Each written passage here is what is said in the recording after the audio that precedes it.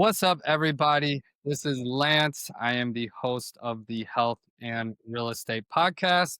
And today, my guest name is Sarah. I came across her on Instagram because she had a very compelling and vulnerable story. And then I just started connecting with her on Instagram and found out we are into a lot of the same, like holistic health and detoxing. And then she's really into like home detoxing and getting rid of chemicals out of your house as well. So I thought she'd be the perfect guest because a lot of people have a lot of toxic chemicals and products in their homes. So it's not just about detoxing your body, but also you got to get all the chemicals out your house. So, Sarah, tell us a little bit about you and your story before we get into it. Hey, Lance. Thank you so much for having me on. Well, I am someone that you can call a hospital protocol widow. In 2021, I lost my husband to a drug called remdesivir, and they put him on a ventilator, and within 2 weeks, he was gone. Mm, And it was a very confusing and distressing time. And this happened at a time in my life when I was trying to detox from politics because during COVID, I was very active online, being a digital soldier and helping to fight the misinformation because I was a stay at home mom and I was just at home homeschooling my kids and I saw a lot of misinformation online. So I thought I'd, help out, help clarify some things. And so in January 2021, we moved to Arizona because we were tired of all the politics in California and we just wanted a fresh start. And we had also looked into getting a home here. And then mid October 2021, my sister and brother in law visited us and they had just gotten the vaccine. And we all know vaccine shedding is real. And then a week later, we were all sick, like just out of the blue, sick. Um, for me, it was like a triple whammy. I had migraine, I had painful menstrual cramps, and then I had supposedly COVID. I they say that the virus has never been isolated, so honestly, I don't really believe that it was like COVID. It was a very confusing time, and we know that they like to confuse us a lot with the information. And they had already deleted my Facebook and Instagram accounts, so I wasn't aware that they were still doing all these shenanigans at the hospitals. Um, I I was aware though that my husband had some health issues going on with him, but still, he didn't deserve that, and I think that if COVID didn't exist, he'd still be around. So, um, I thought he was getting better. He was at his desk working again, and then all of a sudden he goes, "Hon, can you go to CBS and get me a COVID test?" And I said, "Sure, why not?" So on my way to CBS, I saw a drive-through COVID testing site, and I called him and I said, "You know what? Why don't we just all go through the drive-through because I think it's going to be more accurate because there's a technician there, um, can do it for us." And so he said, "Okay." And then when I went home to pick him up and also the kids, he said, "I'm having labored breathing. Can you please take me to the hospital?" So we got to the hospital. The main entrance was already closed, only the ER was open. And then they told us that if he tested positive for COVID, that we won't be able to see him. And I had a bad feeling about it, but also I kind of like shrugged it off. I really had no malicious like impressions toward the hospital anymore because I was feeling pretty content with our new life here in Arizona. And again, like kind of closed off from a lot of the politics that was happening. So um we dropped him off, and then that was the last time I ever saw him. Mm. Wow. Um, the the communication after that was just via FaceTime and texting, and and then it just kind of snowballed from there. And then they told him that he was in the condition he was in because he wasn't vaccinated. And then as soon as his family found out, as soon as my sister found out, that was like a whole different level of hostility that I had to deal with. Everyone was blaming me because I was very vocal against the vaccine, and they think I influenced my husband, which wasn't true because he didn't believe in the vaccine either. Um, and then his oxygen levels just started to drop, and I couldn't understand why. But it was like it happened right after they gave him that drug. And then once I started messaging my friends about that drug, they started sending me articles about how dangerous it was and it should never be given. And then before I knew it, he he um he was in the ICU, and then they put him on the ventilator, and then just like that, he was gone. Um, I was trembling in my room for like 2 weeks. I actually, when they gave him 24 hours to live, I shut my phone off because I couldn't handle it anymore. The cops had to come to my door to our house that we were renting at that time while we were building this home, because they were doing a welfare check because I wasn't picking up my phone, and they told me he was gone. It was at dawn. It was like I felt like my heart was just like ripped from my chest. Um, but at the same time, even with that pain, it also felt like a strange wave of relief because the 2 weeks was like torture of like not knowing whether he'd be alive or dead. And I was also terrified that he'd come back invalid. Um, and I'd be like left to take care of him like that for the rest of his life. That was a really terrifying thought to Mm. have. And then 4 days before he passed, my daughter, well, the the week he was hospitalized, me and my daughter is tested negative for COVID. And we were fine, we were getting better. And then one day, like 4 days before he passed, my youngest, who I was still nursing at that time, she suddenly had like severe congestion and a really high fever. And she complained, just like her dad, that she also couldn't breathe. And I took her to the pediatrician, and whatever they gave her just wouldn't work. I couldn't get her to take her meds properly. It was a mess. And then I was alone taking care of the kids. No one ever came to drive. Imagine like you're in so much distress, your husband's dying, and then you still have to feed your kids and, keep yourself sane and keep things normal. Um, so then I had to call 911 because her eyes just rolled back and she had a seizure. And so we were at another hospital while my husband was at another hospital. So I feel like I really saw how they sort of perpetrated this entire psyop, as we call it, on everyone. Um, and just like the amount of money that they made from those two hospitalizations, my husband's and my daughter's. Just I was just like fascinated by the money that was involved. Um, so yeah, I've been spending my time just healing after all of that. It it really uh, I, I had so much fatigue after that. I couldn't even really explain how it feels. And then there's widow fog that you have to deal with, exhaustion, paperwork, and I think the worst part was like judgment from people, because a lot of people were led to believe that the vaccine could have saved him, and that was completely false because he was denied ivermectin and hydroxychloroquine.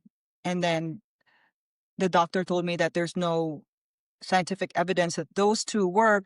But you had people like Joe Rogan going on their shows saying that that saved them and it saved countless others. So, yeah, I feel like it was a very deliberate attempt to kill people at hospitals so that they could scare more people into taking the vaccine and make more money. And and so after his death, I had to really investigate and figure out what happened. And so I had his I had an autopsy report performed on him by the top forensic expert here in Arizona, and he said that what he saw in my husband's lungs was similar to like what happened to other COVID patients, which makes sense. COVID deaths, which makes sense if they were also given remdesivir because remdesivir actually fills up your lungs with fluids because it shuts down your liver and your kidneys. So it makes it look like COVID killed them, even though it's really the drug. It's a failed Ebola drug with a high percent of like fatality. So I had an autopsy performed on him, and then I also sent his medical records to some friends who were doctors and another doctor in California who was one of the first to come on TV to share that hydroxychloroquine helped save a lot of his patients. And he told me after reviewing my husband's medical records that I have a wrongful death suit and that they missed a lot of things. And they also gave him Tylenol, which was problematic. Now, I even though I understand that my husband was not at his best health, like I said, he did not really deserve that, and it should not have happened. Um, I do like to factor in that he had issues as well with like vaping, which is really problematic when it comes to respiratory. Everyone's like respiratory health. You don't know what chemicals are in the vapes. Very dangerous, and so I feel like that was a major factor too with everything that happened. But as far as like what the truth is just not black and white, it's just it's so difficult to really with everything with knowing how dangerous that drug was. It's so difficult to really pinpoint what what exactly did he have before before he went to the hospital.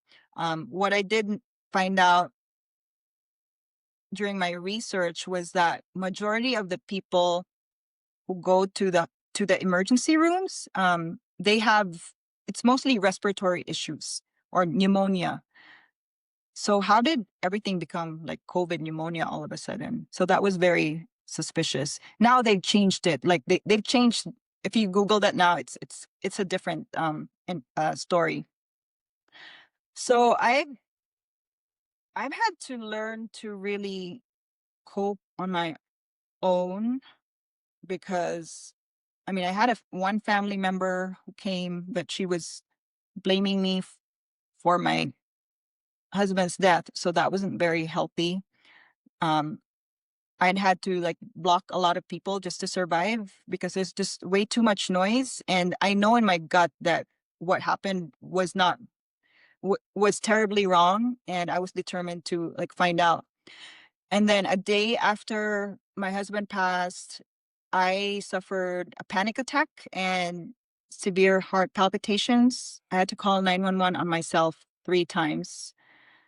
I'd never taken drugs in my life, but one of his colleagues brought me THC gummies to help with the heart palpitations because I refused to get prescription drugs for my heart palpitations because I thought it was so unfair. Like, okay, my husband just died because of a drug. Now I have to take a drug to help me cope. Like that was I thought it was stupid. I thought to myself there had to be a better way, so they suggested THC gummies, and then I overdosed because I guess you're supposed to like cut it in half, and then for the second dose I forgot because it looks so yummy. It's like sugar coated, right? And so I just like took it like candy, and it tasted good. And then bam, I started getting like was really paranoid. I was walking around the house like crazy. Like I felt like my kids were right there, but I couldn't touch them. And so I had to call 911 again. And then they said, "Oh, this happens often. Like just sleep it off." Um, I was just trying to survive that night because I got really paranoid because so he passed away November 2021. Our birthdays are January 20. Mine is January 20, his is January 21st. So it's like all these numbers. So I thought the day that I was gonna die too on the 21st. So I like the drug, the gummies just gave me like paranoia. Mhm. And then he also passed away like 2:21 a.m. So I was just like going crazy with all the numbers, and I'm like, what does this mean? And then I had to, had a lawyer draft like, a will in case anything happened to me because I really thought I was not going to make it. So it was a very scary and distressing time. So I think people need to know like the effect that this really has had on families. What the government did. Those are crimes against humanity. We're already dealing with so much, especially small families, from bills to workloads and all that. And then they add these things on top of all of that. And you don't get, enough support. So it's been really rough. But I instead of turning to drugs, I turned to holistic health instead. And then I connected with people who are into detoxing and organic um lifestyle ingredients, organic diet. And that's kind of what really started my journey. It I didn't really plan this. It just kind of happened. People would ask me sometimes, how do you detox from the vaccine? And then I learned about those things. And also, like right after my husband passed, my kids and I were still not out of the woods yet. We were constantly sick. We are always in the hospital, even my kids. So I don't know what that was, layering spike proteins, whatever that was. All I know is as soon as we started detoxing, my migraines went away, my menstrual cramps went away. We haven't been back to the hospital since. I haven't even taken my kids to a well visit in a while because we're well, like we're okay. So I've been really proud of that. Tried to stay away from drugs and just being more mindful of what we put in our bodies and like all the processed food out there, not overdoing it. I mean, let's face it, it's kind of hard to avoid everything because it's all around us. We go to a party, we don't want to be snobs. They offer you something to eat. And so yeah, it's just mindful eating, intuitive eating, and just being aware of the toxins all around us. I think one step at a time. That's sort of helped me survive this and come out of it like healthier, and also daily exercise, meditation, um, journaling, and connecting with like-minded people like you. I attended a health conference here in Arizona, um, and I met a lot of uh, COVID personalities or holistic personalities like Dr. Brian Artis, Dr. Judy Mikovits, who was in pandemic. And I learned about all these different um, holistic methods. So I'm still learning. Every day I'm learning, but also I like to teach my friends and whoever is drawn to me. So the more I teach, the more I learn too. And I'm doing that in between like homeschooling and going to the gym and work, and so it's daunting, but I feel like as long as I'm strong, then I'll be okay. Like as long as the kids are healthy and I'm healthy, we'll be okay. Everything else can just it's gonna follow. They say like if you what is that saying where if you have if you're sick, Or like if you're sick, like that's your only problem. What's yeah, that it's, saying again? a healthy person has 100 problems. A sick person only has 1 problem. So it's basically exactly. saying if you don't have your health, you don't have anything. I'm actually wearing a shirt. It says health is Health is wealth. wealth. I love that. Yeah. So that's kind of like my philosophy these days. Um, as long as we're okay, then everything else can wait. Not because stress can also slowly kill you. I've seen that happen to a lot of people, including like my husband with his very stressful corporate job. Even though he was working from home during COVID, they had them.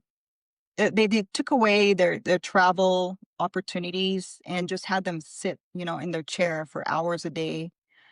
And they keep talking. They kept telling him, we'll send you a stand up desk. Never happened. I kept telling him, like, follow up with your boss. Where's that stand up desk? Like, I'm concerned you're sitting for Mm, long periods every day and you're just like a zombie in front of your computer.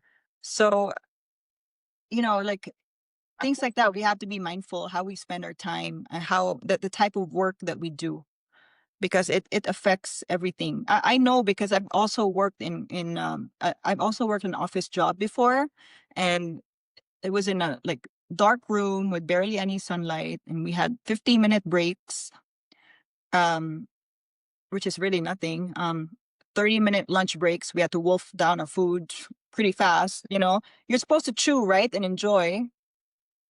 Uh, so I know like these things that we're told to accept in our society. I don't think it's right, and we have to find ways in our lives to sort of change that. definitely. Yes. First, thank you for sharing your story, and may your husband rest in peace. And it sounds like that's what kind of catapulted your holistic health journey. And me, it was around the same time was I started really getting into holistic health. Right around the COVID times, I was always healthy, like active and fit, but I was a junk food vegan. So I went vegan for the animals, and I ate all the highly processed vegan junk food. I ate Taco Bell bean burritos. Uh, but then it was right around like I believe 2021. That's when I got into more whole foods, organic, detoxing, cleansing, and my health just whew, went up. And one of the awesome parts and one of the hacks, in my opinion, is once I kind of cleansed my body and detox, it completely rewired my cravings and my taste buds. Where before I would crave the processed foods, the junk foods, the fake stuff, the processed stuff. And then after eating real food and cleansing, now I crave the healthy food and the fruits and the veggies and the whole foods. And like balance. I do 80/20, like organic, whole foods 80% of the time, and 20% of the time, I'll eat some processed foods or a Beyond Burger or something. But when I do, now I'm like, I eat it and I'm like, oh, why'd I do that? Because I feel really down for like, it zaps my energy. But I don't really crave that stuff anymore. So I the I can I, totally relate, yeah. uh, uh, because we go to the Asian market all the time, and so there's a lot of processed snacks there, Hmm. snacks that I snacks that I grew up with in the Philippines. And after I started detoxing and eating healthier, whenever I'd eat those snacks, it's like it doesn't taste the same anymore. It's not as appetizing as when I was a You could kid. literally taste the chemicals. I can now. I'm like, I used to eat this. Yes, that's so true. And you start craving healthier food, like you said. I think just a challenge for me as a mom is communicating that to kids Mm. because they get tired of it. They're like, "Mommy, everything's poison," and they get so dramatic about it, and it turns into a big fight in the grocery store. And my daughter's like, "Shh, mommy, stop, quiet!" Like they're always scolding me, and so we're always fighting whenever we go to the grocery store. So sometimes I prefer ordering online and just picking it up. That way, they don't have to see all those junk food. That's really the best option. But yeah, that's the main struggle for me. Um, but I did notice. So there was this one time. Well, previously, I always had I didn't have a lot of control with their Halloween candy, and so that one year after their dad, passed, I let them have a go at it, like, just eat all the candy, and then they got sick right away, and so I told them, "See, like, look what happened." So the year after that, I said, "Okay, that's it. You have a little bit, and then the rest we're gonna donate or throw away." And they didn't get sick. So just the major difference there was like astounding. Mhm. So yeah, definitely important to detox even as adults and also for the kids. Definitely. Even I would say do detox, like a deep detox once or twice a year, because even if you are eating healthy and you're staying away from like the inorganic stuff and you're living a healthy lifestyle, like you can't escape it in today's world. Like glyphosate is in our water, it's in our rain, it's like Hmm. you can't escape it. So we actively have to detox nowadays, at least once or twice a year, in my opinion, no matter how healthy you are. You gotta do it. Yes, So that was yes. another thing I learned is how freaking toxic of a world we live in.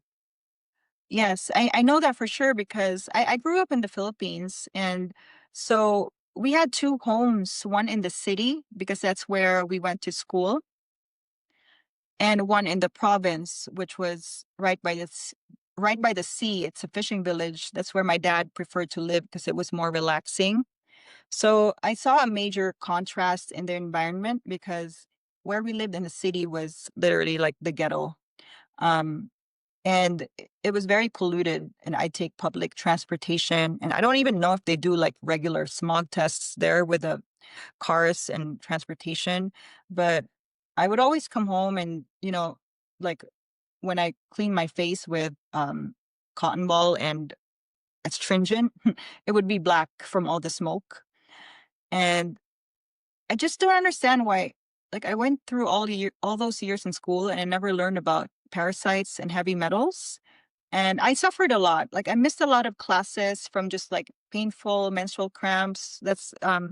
I didn't understand how to deal with my cycle. Like, I felt like they always shamed us for that, which is totally wrong. Like, we should honor the woman's cycle, and we give them time to sort of relax during that period, is what I'm learning now.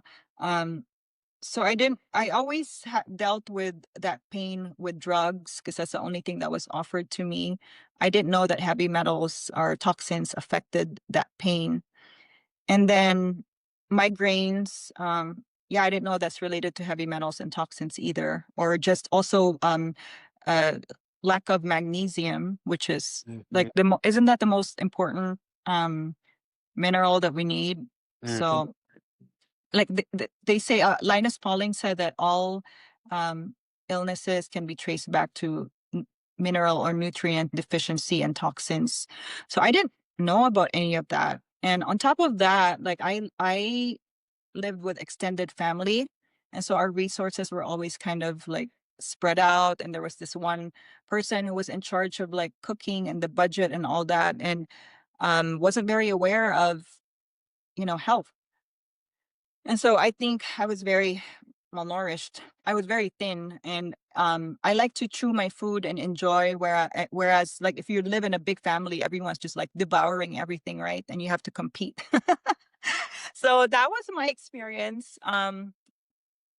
So I'm grateful that I know about these things now. That way, I can teach my kids. And frankly, when I look at my old photos, I don't even recognize myself anymore. Like, I just see so much inflammation in my face, and just sadness in my eyes too. Um Also, like, I went through a lot of dysfunction growing up, and now I'm learning your emotions is also like tied to your mhm, physical health. So I haven't just been detoxing my body, but also sort of the narratives that I grew up with, and learning that, we are creators of our own reality. Um, and I applied that. I went so hard with that after my husband passed because I mean, I when you hit rock bottom, there's like nothing to lose Mm. because you've already like the only way to go is up, right? When you've hit rock bottom. So I started listening to spiritual teachers like Abraham Hicks, and so when my husband was at the hospital, we were in the process of acquiring this house, and so I was terrified. I was like, what's gonna happen? Like, are we gonna be homeless? What's gonna happen? And everyone told me that I wouldn't get approved for a mortgage loan. So I was so scared. I would get woken up every day at like around between 3 to 5 a.m. and I'd use that time to meditate and visualize. And then I would I would journal like my mortgage loan has been approved. I know it sounds so silly, but like my mortgage loan has been approved. I'm the proud owner of a new home. And then I would write like I would visualize me and the kids in here eating and doing stuff together and walking around, and I even wrote like a vision like we got the keys to our new home. And so I put that out there, and then I didn't care anymore. Like I was even thinking if it doesn't happen, I'll just go home to the Philippines. Like I don't know what's going to happen. And then one day like as soon as I let it go, like I didn't care about it anymore. I got the call like, "Oh my gosh, you have your closing date is this day." And it it felt so like Mhm. anti like the on it was like so calm, like it just like happened. Like how did that so I truly believe in the power of manifestation and the law of attraction. I think that has to do a lot with how you take care of your body as well, because I noticed that the healthier I am, I attract the better quality people as well, and those who are in the same vibrational frequency as me. So yeah, I think everything's connected, like how you take care of your body, your work, how you interact with people around you. And I noticed that my kids feed off a lot on my energy. And so I really have to take care of my energy because um like I vowed to myself after my husband passed that I wouldn't be like that widow in the movies. You know how widows in the movies are always portrayed like sad and just like picking at their Mhm. forks. There's always going to be moments like that, but like I really tried my best to like fight through it and just focus on the whatever's in front of me as of the moment, and not be in like complete despair. Um I mean, like you cry, you do all those things, yes, but you want to like get out of it as fast as possible, and just um focus on like train your mind, to go somewhere else. And that's really hard when you're alone. So that was like one of my biggest struggles, but I wanted to be I wanted to have high energy and no like not be in that place of darkness because of the kids, because I notice when I'm sad, like they're sad, they can feel it, or if I'm irritated, then they're like my mirror, you know what I mean? So I'm Well, very I was gonna careful. say energy is contagious, you know? Yeah, So definitely. So yeah, truly. like you were saying with the law of attraction, I'm a big believer in that. And I've also uh felt something similar where it's like the healthier I got, the cleaner my body got, the more easily things just flowed to me. So yeah, like detox your body, detox the negative people out of your life. And let's get to detoxing your home because our homes are filled with tons of chemicals and toxins and everyday like household products. So if you just want to share a couple things to look out for in the home, maybe a couple things to get rid of, and then let's talk about some awesome cleaning product after that. Sure, Lance. So I'd always known that I'm sensitive to um smells and chemicals. Ever since I was a kid, it would cause me migraines and headaches. Hmm. um I like in the Philippines, it's a big tradition to like if you go abroad, you go home and bring back products like what's that? Bath and Body Works, all Yeah, the fragrances, and I just never really understood the hype. But um, uh, like I would see perfumes too in magazines, and it was always sold as some type of like luxury item. And I think we all bought it, but now we're learning that those are very toxic, right? And so it's the same with cleaning at home. During COVID, especially, I noticed that whenever I would eat at a restaurant, it would smell like, what would it smell like? Lysol, like Lysol, whatever they were, bleach, yeah, whatever they're and cleaning. it would ruin my appetite, and it would just ruin my taste buds. And even if you when you use certain like hand sanitizers, it just messes with everything. And so when I started being a, I guess you can say, content creator, the algorithm changed on my Facebook, and I got discovered by like the owner of this company called Bioblasting. They've been around since 2010. They're all about non-toxic cleaning, and the owner of the company actually has a special needs child who contracted a virus in his mother's womb, I think during the first trimester. And so that kind of led to him doing research on non-toxic cleaning products. And they want to reach out to more moms and more homes. And so they ask if I would be like their first affiliate. And so I tried using their products, and I feel like it's such a blessing because I was actually this close to buying another brand, because I remember cleaning the house and thinking to myself, you know what, I'm detoxing my body, but I'm still smelling these chemicals. This doesn't feel right. So I was sort of, the wheels in my head were already spinning. I was looking for alternatives. So yeah, they like we have this disinfectant. So the main ingredient is hypochlorous acid, which is something that your body already naturally makes to fight off germs and bacteria, but it is replicated outside the body through a process called electrolysis. So salt, water, and electricity. And we have 30 EPA registrations for this product. So it's approved to kill like 30 viruses, from like COVID to salmonella, even mycotoxins from mold. And it's safe on people, pets, kids. And so now I look forward to cleaning. Like before, I would put off cleaning, and now it's like a no-brainer. And even my kids can help me clean.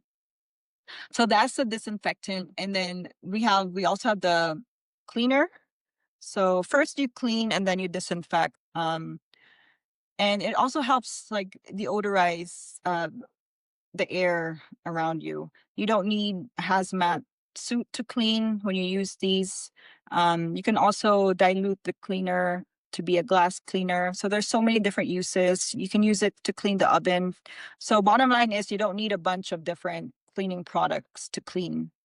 And you don't necessarily have to lock these away like other chemicals in your home.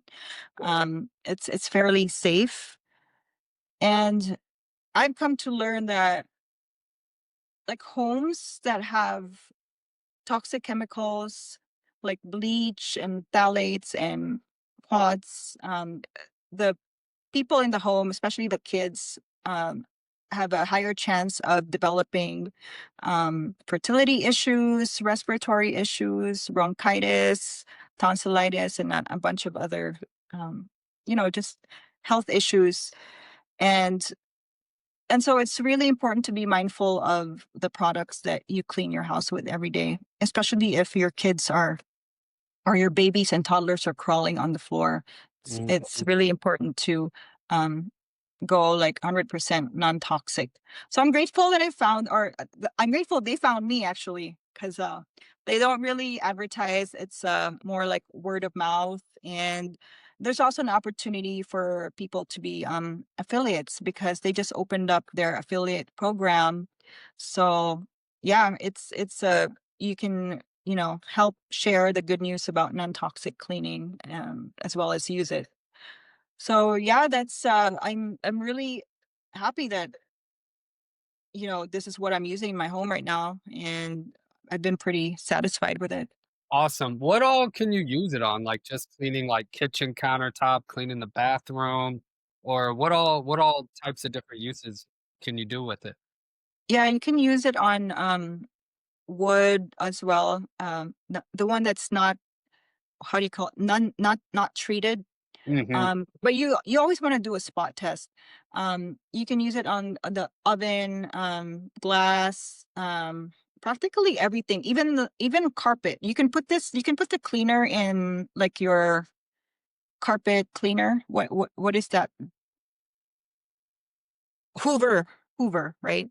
The Vacuum. Hoover cleaner. Vacuum, yeah, where the one that yeah, that releases the liquid while you're Oh, yeah, cleaning yeah, the yeah. carpet. Yeah, you can use that. You can use it to spot treat fabric.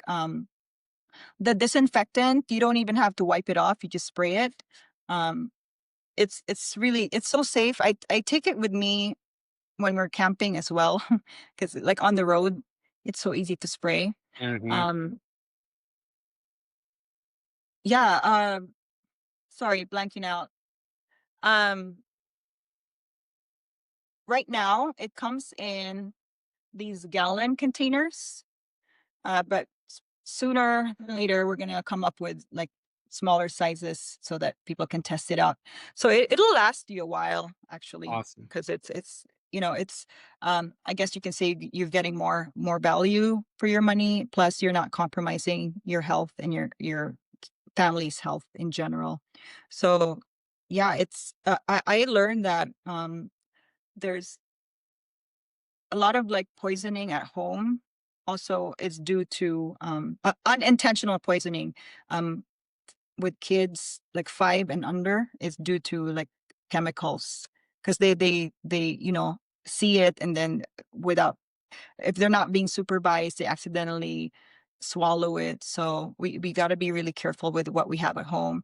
Plus, I think according to the EPA, the air inside your home is 5 to 10 times more toxic than outside, depending on the chemicals that you use. So it's definitely important to um, ventilate, open the windows, and let air through. And that's another reason why we need to start using non-toxic products, because a lot of people spend you know a lot of time in their homes, so we have to be mindful of that. Um, Not only that, but like the paint that you use in your house, Mhm. uh, it's like there's an off gas, right, from paint, and even like the couch that you buy, it could have flame retardants, which are really bad. Um, and so they don't have fragrances in them, and as we know, when a company lists fragrance on their um, label, it could hide up to like 3,000 ingredients or chemicals Mm. that they don't really have to share. So that's very dangerous. It could really mess with your with like the kids' development, and just your lungs and your throat and your ears and your nose. And yeah, I for one, I'm very sensitive. So this has been quite a blessing in my life, in the kids' life, and I intend to keep cleaning this way. Awesome. I love it. And yeah, everybody who's listening or watching, like, definitely do not use toxic cleaning products. Reach out to Yeah. Sarah, follow her, use clean cleaning products, and not just your cleaning products, but also you want to use toxic free like laundry detergent, and you want to use a shower filter, and you do want to open up your windows and get fresh air. So just things like that. So I appreciate it.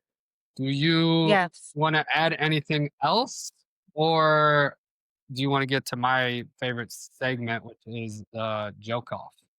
Well, I have free ebook in my Beacons link if they go on my Instagram, where they can find the top 10 hidden toxins in their home and learn more Awesome. about it. So You could put let me that just in the what notes on the video. yes. So I mean I can just read it out loud real quick. Yeah, please do. So these are the top 10 toxins. There's a bleach, um, ammonia, fragrance and phthalates, quads, formaldehyde releasers, triclosan, I don't even know how to say this, butoxethanol, perks, synthetic preservatives, and artificial dyes. So those are the top 10. And there are 50 industries that use these products. These are hospital grade products. So imagine you're going to be using hospital grade products in your home. So, Mhm. um, eh, food industries use this. So yeah, it's very safe but effective. Definitely. Yeah, this is something I want to look more into is just all the chemicals in the household and getting rid of them, getting cleaner products in. So thank you for educating us on this. And yeah, are you ready to tell some jokes? Sure. All right, I'm goofy. I love to laugh, so I always love to end the podcast with a joke off. So do you want to go Okay. first? Sure. I hope you haven't heard this one before. Okay, so are you ready? Yes. I told my wife she should embrace her mistake. She gave me a hug. Wow. That's a good one. I haven't heard that one yet. She Oh gave me my a god. damn. Ouch. That's funny. That's a Yeah, funny burn. I know. It's like a roast. Just got Definitely. roasted.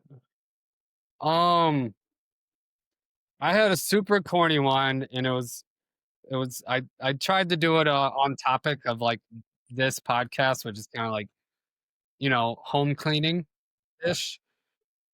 So why? Wait, where's it at? Oh, why did the broom get promoted? Oh gosh. I I don't know. I have no idea. Because it swept away the competition. Oh, that's Oh, a good one. Halloween, it's a good Halloween too. Halloween joke, like because the witch's broom, kind of, yeah, yeah, I guess, since Halloween's coming up. yes, yes. Very cool. Well, Thanks for cool. sharing that. Yes, I appreciate it. I had a blast. I learned a lot, and I will put all your info in the show notes so people could, click the link and everything like that. But thanks for hopping on, and that's a wrap. Thank you.